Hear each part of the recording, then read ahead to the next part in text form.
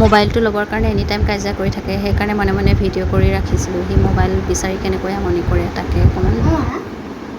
তুমি জানানে তুমি এই কথাটো ন'টিছ কৰিছা? আমি যেতিয়া যাওঁ তেতিয়া ক'ৰবাত না ক'ৰবাত এক্সিডেণ্ট হৈ থাকে, আৰু যেতিয়া আমি আহোঁগৈ তেতিয়াও এটা পামেই পাম, তাৰপিছত এটাও নাপাম ন। আমি এফালৰ পৰা যেন যোৰহাটৰ পৰা যেন আমি নিজৰ গাঁও গৈছিলোঁ, তেতিয়াও এটা দেখিছিলোঁ। তাৰ আগত আমি সেইটো কি আছিলে? এইটো যেন ট্ৰাক দুটাটো যেন এনেকৈ টাকৰাই গৈছিলে, সেইটো তাৰ আগত যেন স্কুটি এটা হেৰি কোনটো যোৱা ৰাস্তা আছিলে? দেৰগাঁও টু যোৰহাট। আকৌ এটাটো উভতি আহিছিলে আৰু একেটা ৰাস্তা আছিলে ন? একেটা ৰাস্তাই। সঁচাকৈ কি হৈছে বাৰু? ক'ৰবাত ওলাই গ'লে আমি কিবা এটা নহয় কিবা এটা দেখোঁ ন। আকৌ এদিন মাহীহঁতৰ তালৈ যাওঁতে স্কুটি এক্সিডেণ্ট, বাইক আছিলে ন? স্কুটি আছিলে। মানুহজন এক্সিডেণ্ট হৈ স্পট ডেথ। আকৌ ঘৰলৈ যেতিয়া উভতিছোঁগৈ তেতিয়া আকৌ এইটো এক্সিডেণ্ট।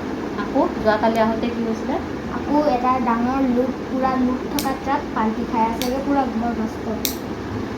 ৰাস্তাৰ কাষতে থকা ঘৰটো পূৰা নষ্ট। তাকে ভয়ে লাগে ন আজিকালি দিনকাল বেয়াৰ কাৰণে।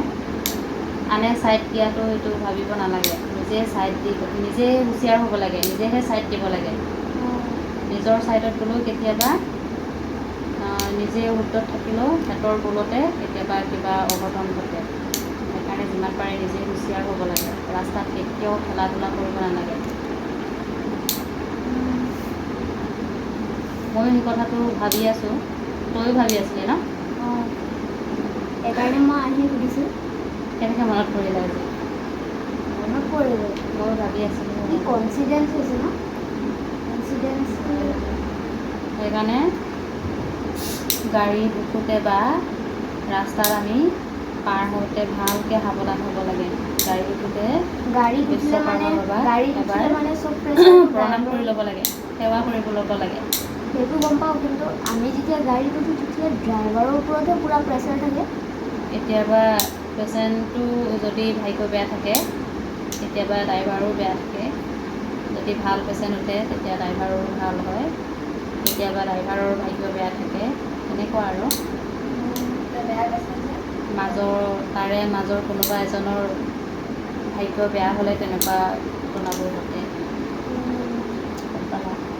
সেইকাৰণে সদায় ভগৱানক বিশ্বাস কৰিব লাগে আৰু ভগৱানক প্ৰণাম কৰিব লাগে আৰু ভাল ভাল কথা চিন্তা কৰিব লাগে আৰু আনৰ বেয়া কথা চিন্তা কৰিব নালাগে। যাৰে নহওক, ঘৰৰ মানুহ, পৰৰ মানুহ, নিজৰ বাই বা মা পাপা বা যাৰে নহওক, ফ্ৰেণ্ড, তেনেকৈ তেতিয়া আনৰ বেয়া হোৱাটো চিন্তা কৰিব নালাগে।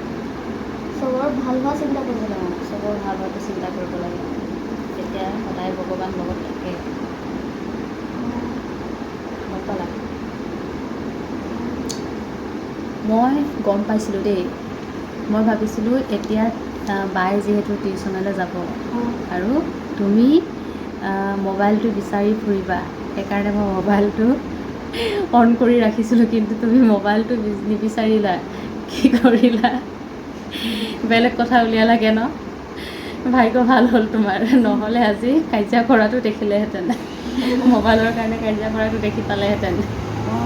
অলপ আগতে এটা খণ্ড গ'লেই মোবাইলৰ কাৰণে।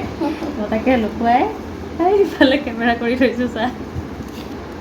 এইফালে অকণমানকৈ উলিয়াই থৈছোঁ।